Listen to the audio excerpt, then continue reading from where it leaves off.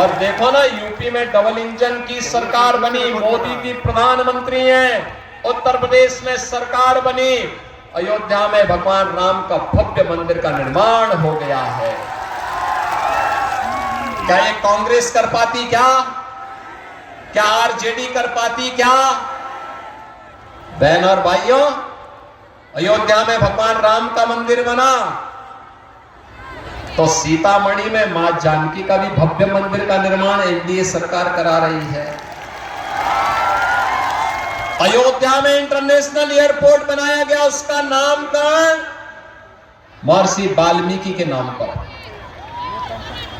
यात्रियों के रहने के लिए जो रेल बसेरा बने हैं, उनका नामकरण निषाद राज के नाम पर। भक्तों और श्रद्धालुओं के लिए जहां प्रसाद बनता है, उसका नामकरण माता सबरी के नाम पर। और अब तो अयोध्या को सीतामढ़ी से जोड़ने के लिए राम जानकी मार्ग भी बन रहा है। 6155 करोड़ का एक कॉरिडोर के लिए और पैसा दे दिया गया है। बहन और भाइयों, कांग्रेस तो सुप्रीम कोर्ट में कहती थी कि राम हुए ही नहीं। कितना भारी अपमान है इन संतों का, कितना भारी अपमान है आपका, भारत का, और कितना भारी अपमान ये लोग करते थे जब इन्होंने कहा राम और कृष्ण हुए ही नहीं। आरजेडी ने राम मंदिर का रथ रोक दिया था, इसके पार्टनर ने उत्तर प्रदेश में राम भक्तों पर गोलियां चलाई थी, अयोध्या को लहूलुहान किया था। लेकिन बहन और भाइयों, अब तो राम मंदिर भी बन गया है। अयोध्या में दुनिया की सुंदरतम नगरी के रूप में अयोध्या को स्थापित कर दिया गया है।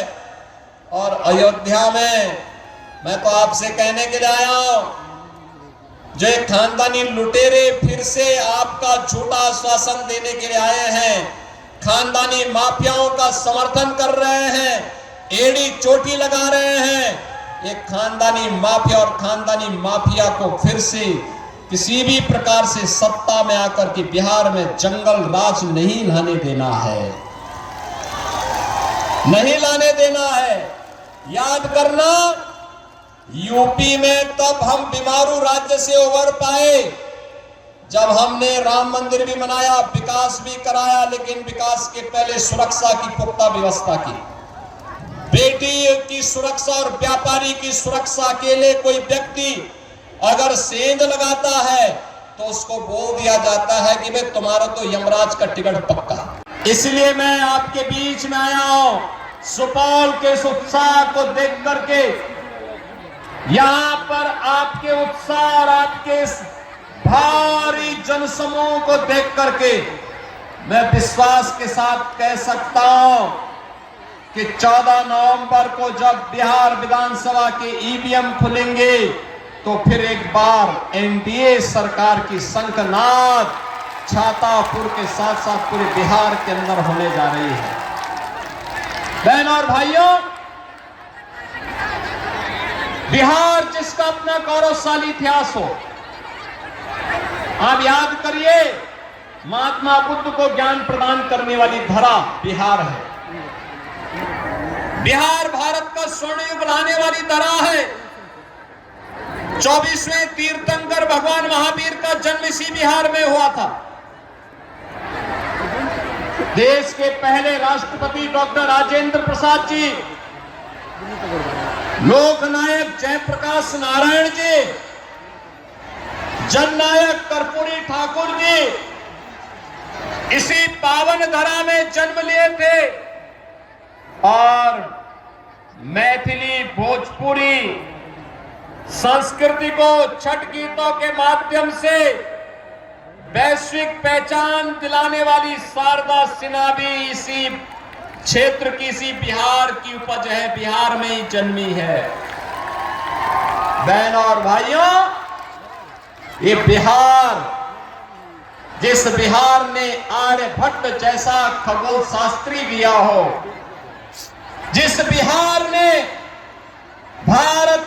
स्वर्ण युग को लाने वाले चाणक्य और चंद्रगुप्त मौर्य की जोड़ी दी हो, वह बिहार किन कारणों से बीमारू हो गया था? कौन वे कारक थे कि बिहार को लोग जंगल राज के रूप में जानने लगे थे?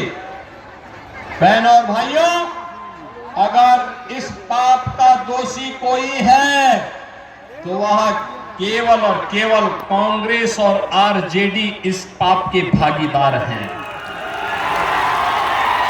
याद करिए, जिस बिहार ने नालंदा विश्वविद्यालय देकर के दुनिया को ज्ञानवान बनाया होगा, उस बिहार में इन दोनों के शासन काल में बिहार में साक्षरता में सबसे नीचे पायदान पर बिहार चला गया था। जंगल रास्ता परिवारवादी व्यवस्था ने बिहार के अंदर जाति जाति को आपस में लड़ा करके अराजकता, गुंडागिर्दी का जो तांडव किया, उसने बिहार के नौजवानों के सामने पहचान का संकट खड़ा कर दिया। अगर आप ये वीडियो YouTube पर देख रहे हैं तो हमारे चैनल को सब्सक्राइब कर बेल आइकन दबाएं और Facebook पर देख रहे हैं तो हमारे पेज को लाइक करें।